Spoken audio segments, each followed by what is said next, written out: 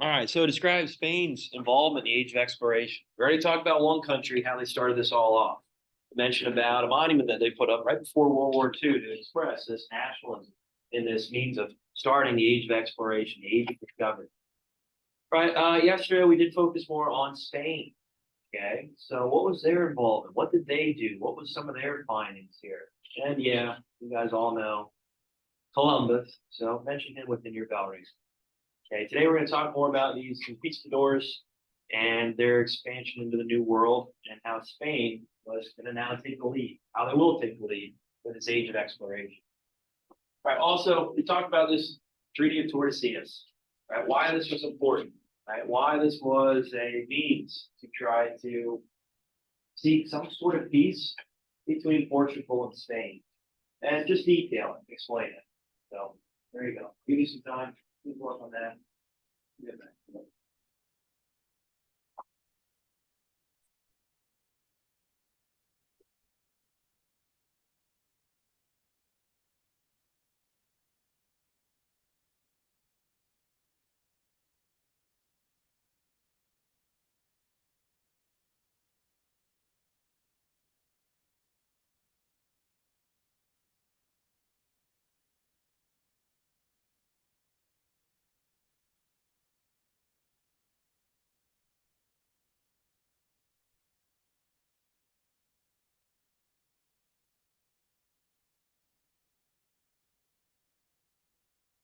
Bless you.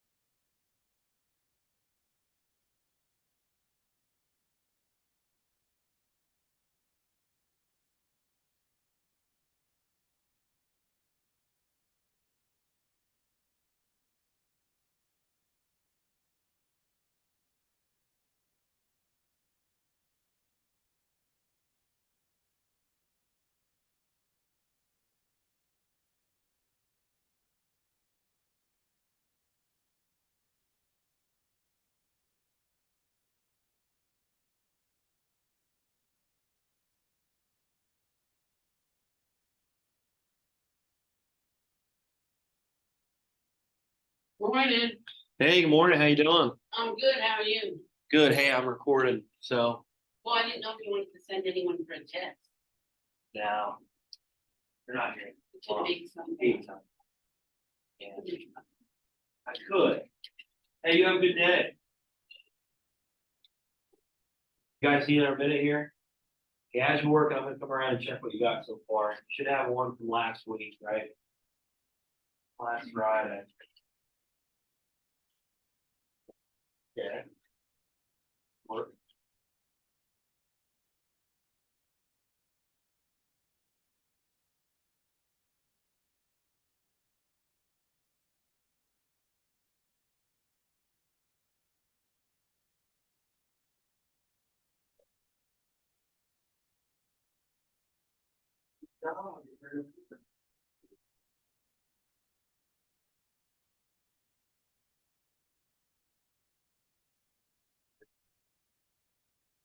No, I got it.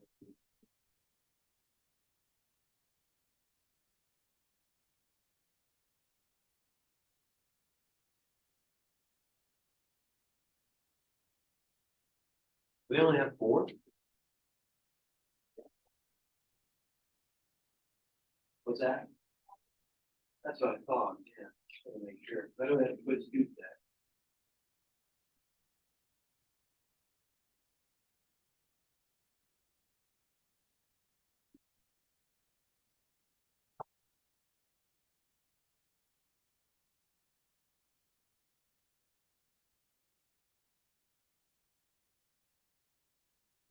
They're on there.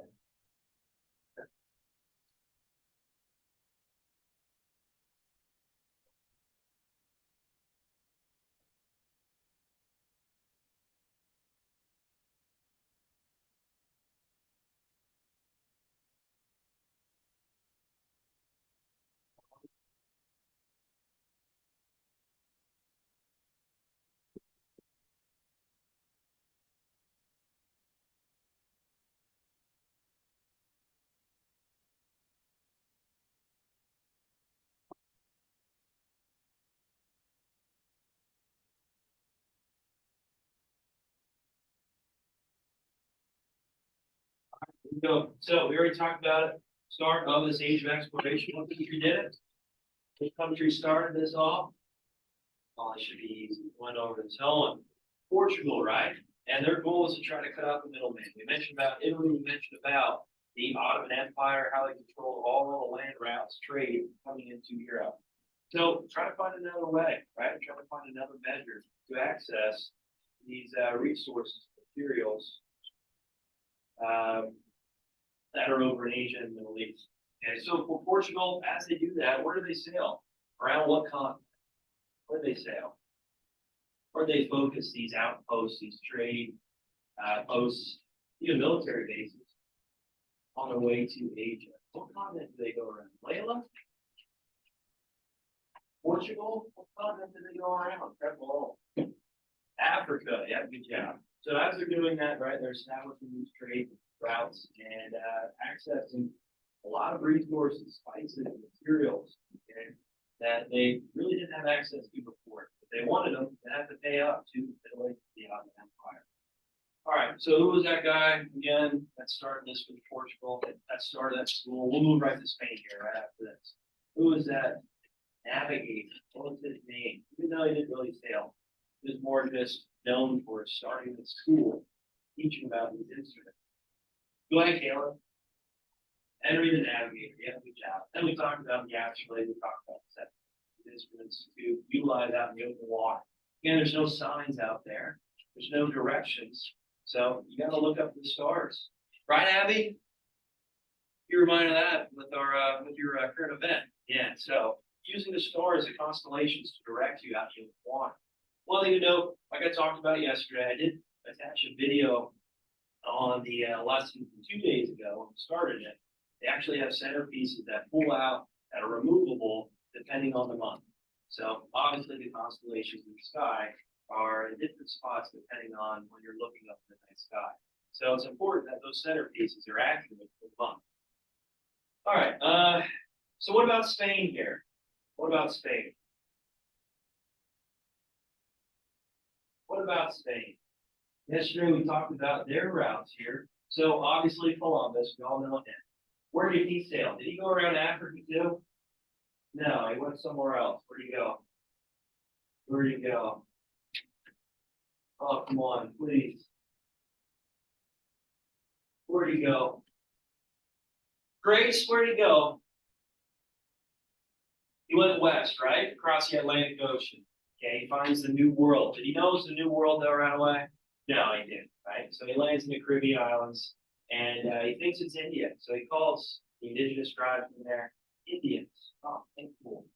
Anyway, so when it comes to Columbus with Spain, they sail west to try to avoid this passageway with Africa. Right? Again, just kind of look past the myths when it comes to falling off the edge of the world. They didn't really believe that would happen. So, in any case, with Columbus, he tries to find a new route across the Atlantic Ocean to connect to Asia. Was he the first to do so, though? He gets the credit to find a new world. Was he the first to do so? Who was? Who was? Gabby? Yeah, good job, Lee Harrison, right? SpongeBob. I think you're going to. Yeah. That is no SpongeBob. I hope so. Wow. Yeah. Okay, anyway, with Spain, all right, they find this new route.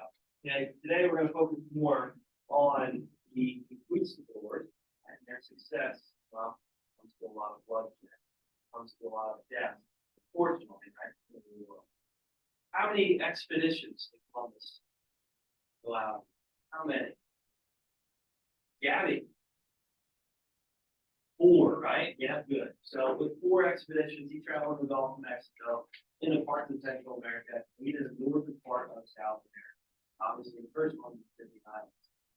All right, and then what about his ships? What about his ships?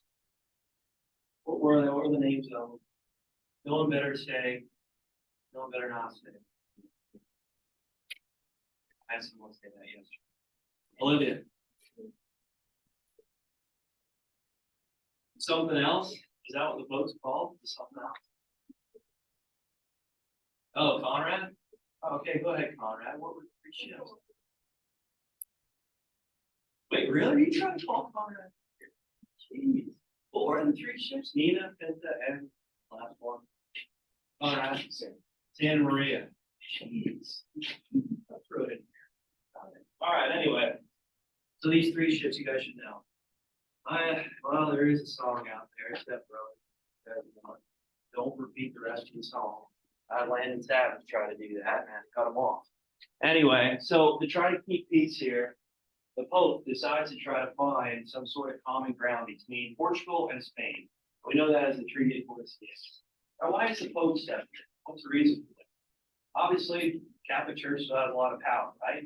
And why do you think he wants to seek some sort of agreement, common ground between Portugal and Spain? What's the goal of the Pope? To do what with Catholicism, with Christianity? Reagan? Spread it, right? And if these 2 powers are duking it out, fighting each other, it's going to be able to spread them, right? So this line of demarcation, it pretty much runs right along here, this 45 parallel, okay, this longitudinal line. And this is to separate what is to be explored by Portugal and Spain. Anything east of the line of demarcation, that goes to Portugal. They already established these trade routes around Africa to Asia. And for Spain, well, anything west of that, that goes to Spain.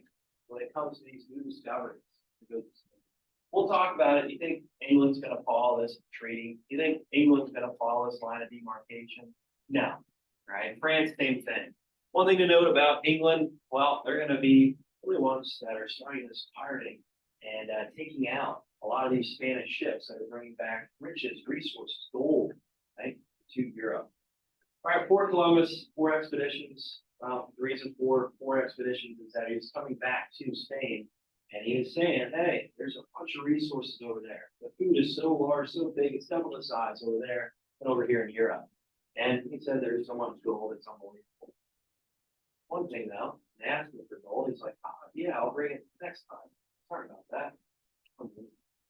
Where was Columbus from though? Where is he from? Was he from Spain? Where is he from, Sonny?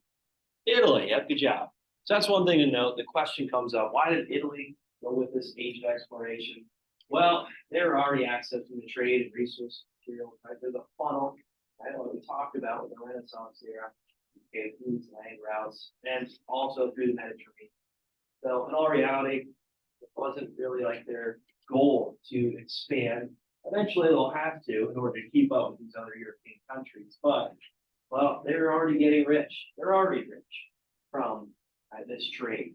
Obviously, the Ottoman Empire, too. All right. Christoph Colombo. That's actually how you pronounce his name. All right. Anyway, here we go. Moving on to these conquistadors. We talked about a few. Well, we had the term yesterday, just the term. We're going to talk more about them today. Oh, last thing here. I forgot to talk about. Circumnavigation, what does that mean? What does it mean to circumnavigate? Conrad, go ahead. Yeah, to go around something. In this case here, for these explorers, who was the first person to circumnavigate the world? Well, asterisk, because he didn't do it. His crew did. Who was it? Someone other than Conrad. Olivia, go ahead. Oh, look at this. All right, Conrad, go ahead. Take your thunder. Magellan, yeah, Ferdinand Magellan. Good, good. So with Ferdinand Magellan, he makes his first circumnavigation around the world. Again, he didn't make it. He died in the Philippines. Unbelievable. All right, so follow along here. I just want to finish up these conquistadors, talk about them and their exploration. Again, some of them you probably already know. You heard about them before. So I'm not going to focus too much time on it. Anyway, for Spain, after this Treaty of Tordesillas, Well, they have the ability to expand even more in the West, right? Expand in the New World. You're trying to find these riches, gold, and maybe a passageway that connects the Atlantic Ocean to the Pacific, which we mentioned with Magellan, Strait of Magellan at the southern tip of South America. Well, yeah, that does connect the Atlantic and Pacific Ocean, but it's way, way down at the southernmost tip of South America. So in all reality, I want to try to find something up a little bit closer to make this trip a little bit quicker. Okay? So for anything, with anything here, the Spanish were known for having their sails with a red cross, and that symbolizes what we talked about with one of the G's, God, right? Spreading Catholicism, spreading Christianity around the world.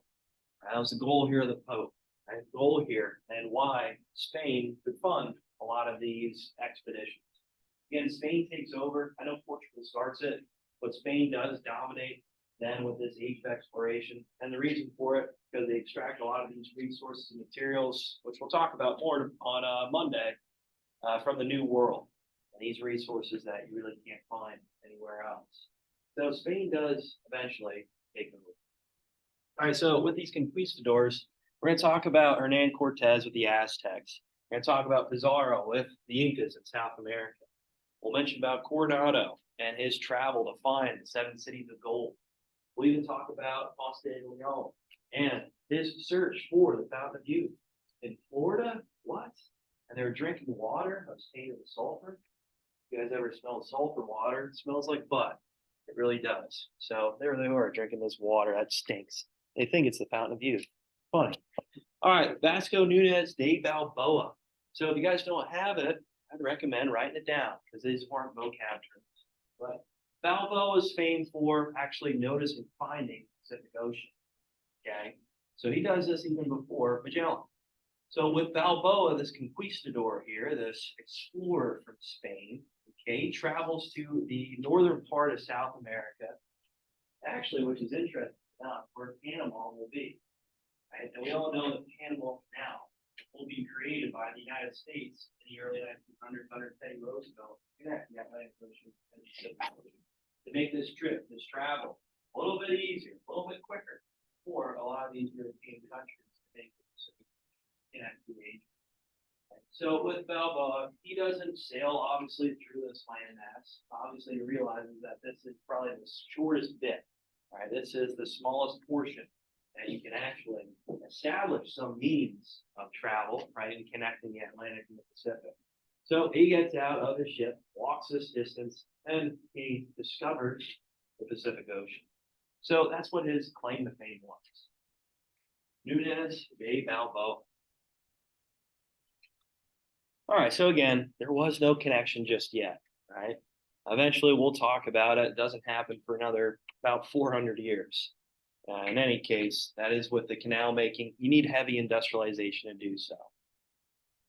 All right, Hernan Cortez and the Aztecs. So I'm sure you heard of Cortez before. Right? One interesting story, though, is when it came to the Aztec Empire, they were known to find this city here, their capital, right, and this empire for the Aztecs. And it's an interesting story. So on the Mexican flag, in the center of it, you can see an eagle eating a snake. Does anybody know this story? Anybody? So this story goes where this city would be found, this capital of the Aztec Empire, right? Once they find this eagle eating a snake on top of the cactus. And, well, that's what they found. So they set up and established their capital next to, hold on here, next to the lawn.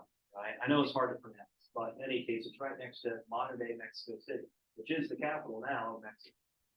So this is known as the City of Gold for some of these explorers and these conquistadors that come from Spain. They hear about this empire that was so massive, so big, which the Aztecs were. Okay, a lot of their cities, especially in, well, I'm not going to really pronounce it anymore, but Mexico City, this was established, and it was really profound. Actually, it was a really strong city when it came to their establishment. Right? And with the Aztec Empire, with Mexico City, it was beautiful. It was surrounded by water too. It was almost like protected by a moat, which was pretty cool to see. They had means of almost a a means of irrigation for all of their farm fields too, as this river, this body of water surrounding.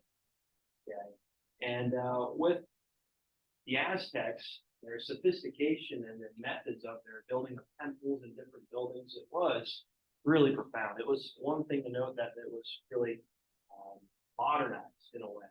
So as the conquistadors came and saw it, they couldn't imagine, they couldn't believe how beautiful it was, how clean the streets were as they were walking.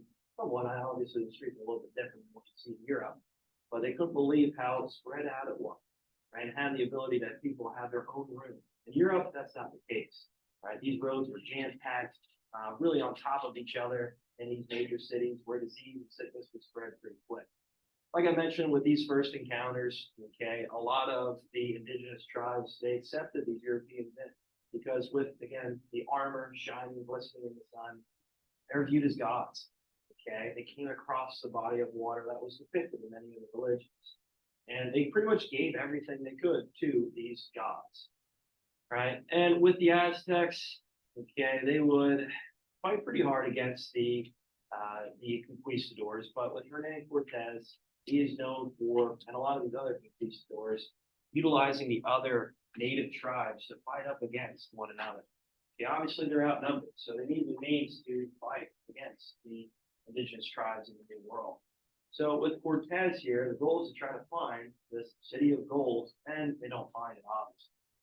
But he utilizes the native tribes surrounding the Aztecs and eventually defeats them. Also, like I mentioned, when it comes to bacteria, sickness, disease, 90% of the indigenous tribes were killed off just with this interaction alone.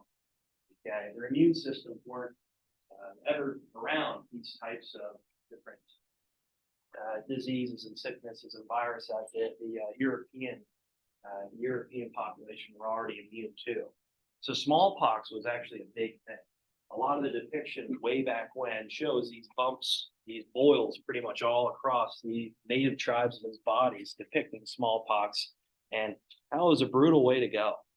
Anyway, Cortez does conquer the Aztecs, right? He takes them over and trying to find, again, this city of gold. Doesn't find it. Pizarro and the Incas. So Pizarro actually makes his way all the way down to South America, right? And this is where we know modern day Peru. The Incan tribe, again, pretty famous for their architecture, just like the Aztecs, and their cities built up on top of mountaintops. Right, the resources they have there, again, were something that the Spanish wanted. Okay, and with this interaction, again, with Francisco Pizarro, you got to imagine a lot of the immune systems weren't capable of this first interaction. So that was a commonality. Here's a picture of the smallpox that was depicted, right, and how this was kind of spread all around, right, to the indigenous tribes. One thing to note too is that the Spanish, as they were interacting for the first time, a lot of them gave blankets, right? They gave a lot of blankets out to the native tribes because, well, they thought this was a means of trade. And, well, you get it, the bacteria kind of spread pretty quick. The smallpox was spread rampant through a lot of these tribes and killed off many of the indigenous tribes.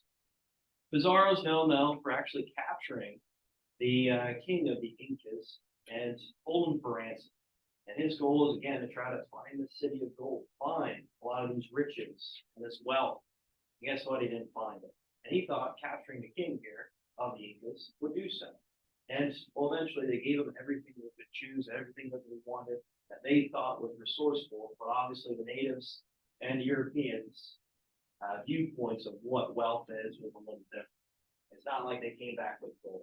So Pizarro, this is this road right there, right in front of a lot of the Incas. They killed him right on the spot. So again, showing the brutality of the Spanish, showing that they're all in it for wealth, all in it for, well, just trying to enrich themselves. And it didn't really matter about these other populations. All right, Ponce de Leon, he's famed for trying to find, right, this fountain of youth. And he actually discovers Florida, right?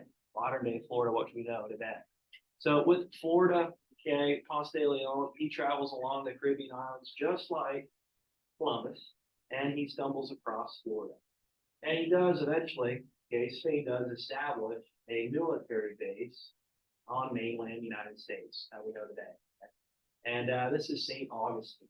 This is actually known as the first settlement in the US, the first settlement in America. So yeah, you hear about Jamestown, right? You hear about Roanoke, so and so. But St. Augustine is actually the first settlement. And they establish a military base. They try to have this as protection.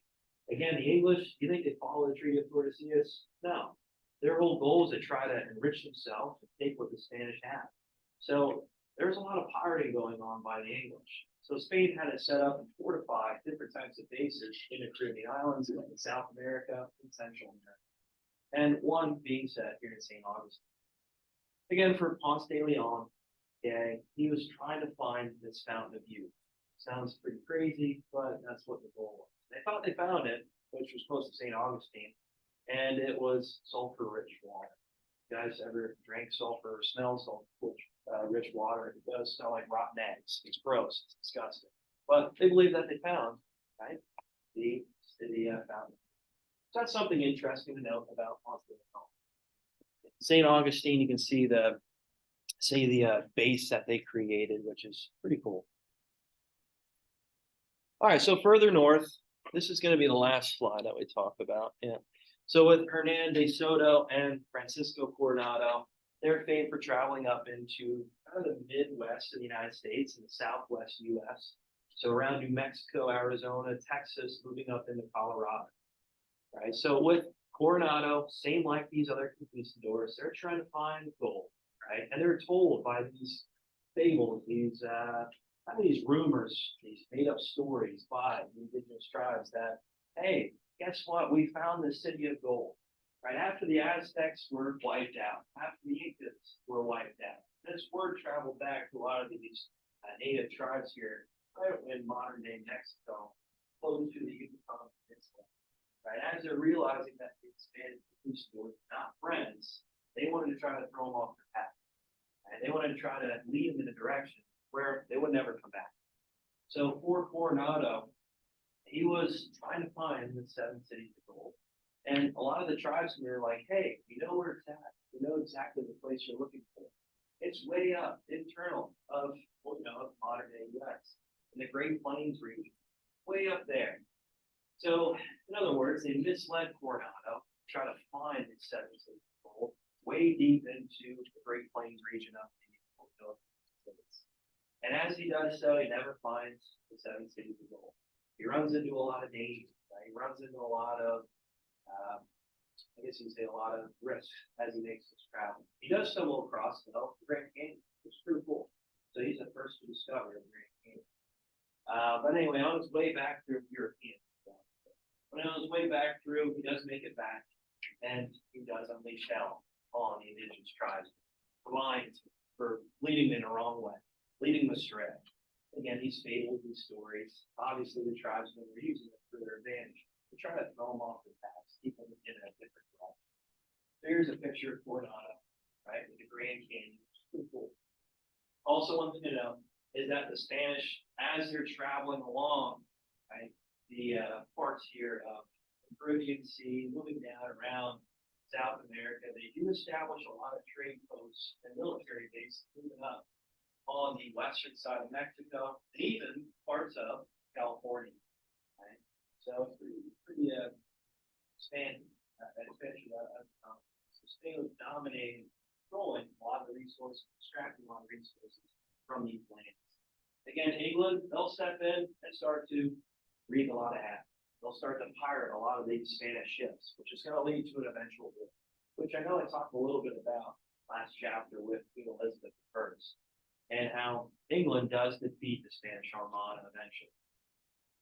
All right, so with that, Spain, again, known for their brutality, known for their brutal takeovers, right? This interaction caused a lot of sickness, disease that spread, and a lot of them died off because of these bacterial infections. Again, the immune system, indigenous tribes just weren't used to it.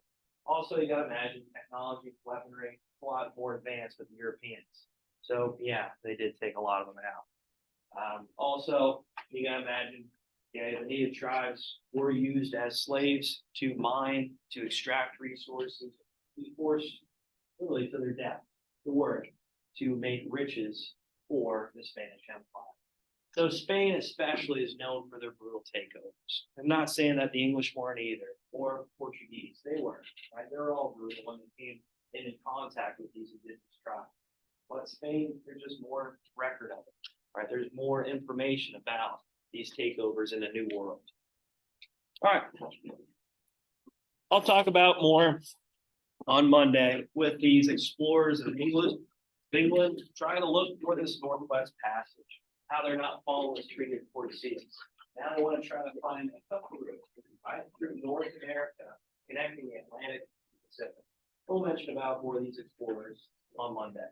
Tuesday, I have a plan for you guys to do a breakout box, right, with Miss Simplakey.